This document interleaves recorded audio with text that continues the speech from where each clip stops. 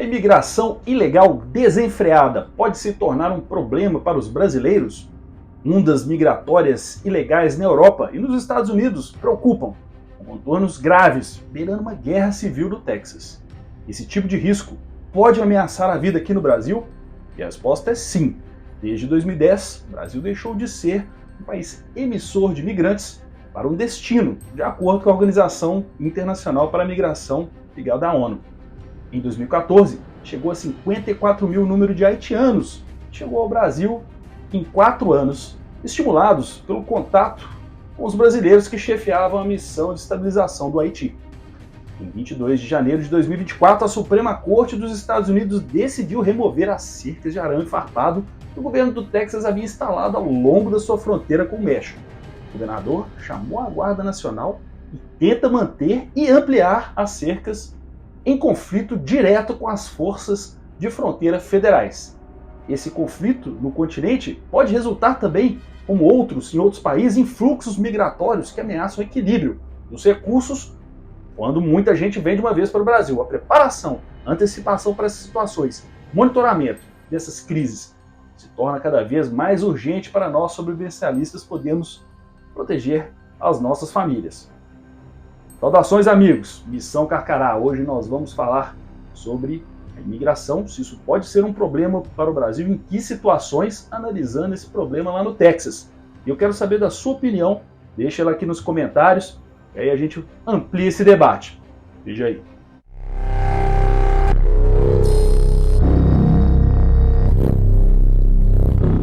A primeira coisa que precisamos fazer é diferenciar o imigrante ilegal daquele que é legalizado. O imigrante legal, ele passa por processos de admissão do país e vem para trabalhar ou estudar por meio de processos formais.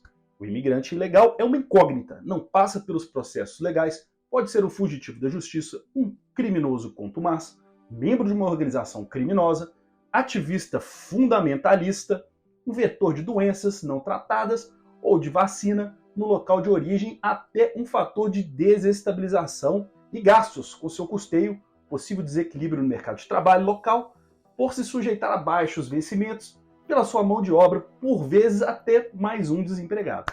Analisando a situação brasileira, segundo dados do relatório da Polícia Federal que obtive, são cerca de 100 mil venezuelanos por ano em fuga devido à crise humanitária em seu país, entrando em Roraima e no Amazonas, para depois se dirigirem a outros estados. No Acre e Rondônia, chegou a 50 mil bolivianos por ano, haitianos e cubanos, que também entram por essa rota vindos da Colômbia, ou que vêm também de Roraima, pelas Guianas.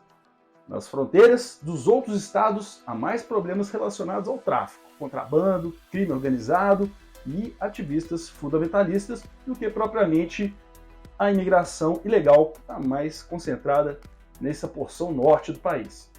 Para a gente abranger melhor esses fatores que a imigração ilegal traz, eu levantei argumentos favoráveis e contrários à imigração ilegal no Brasil para saber se é um processo que ameaça os brasileiros. Os argumentos favoráveis são humanitarismo e solidariedade, uma posição que é inclusive a do governo vigente. O Brasil tem uma longa história de acolhimento de imigrantes, muitos dos quais chegaram ao país em busca de melhores condições de vida. A Operação Acolhida, por exemplo, entre a Venezuela e a fronteira com Roraima, por exemplo, é uma iniciativa do governo brasileiro que oferece assistência médica, alimentação, segurança e atividades socioeducativas para os imigrantes.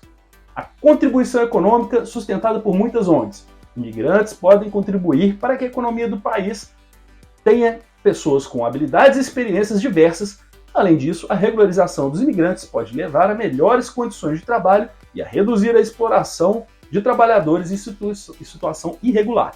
E a diversidade cultural, posição também oficial do governo atual. A chegada de imigrantes de diferentes partes do mundo contribui para a diversidade cultural do Brasil, enriquecendo a sociedade brasileira. Agora vamos aos argumentos contrários à imigração ilegal. Segurança nacional, argumento de setores produtivos e legais. Alguns argumentam que a entrada de estrangeiros irregulares pode representar um risco à segurança nacional. A falta de documentação adequada pode dificultar o seu rastreamento e a verificação de antecedentes desses indivíduos.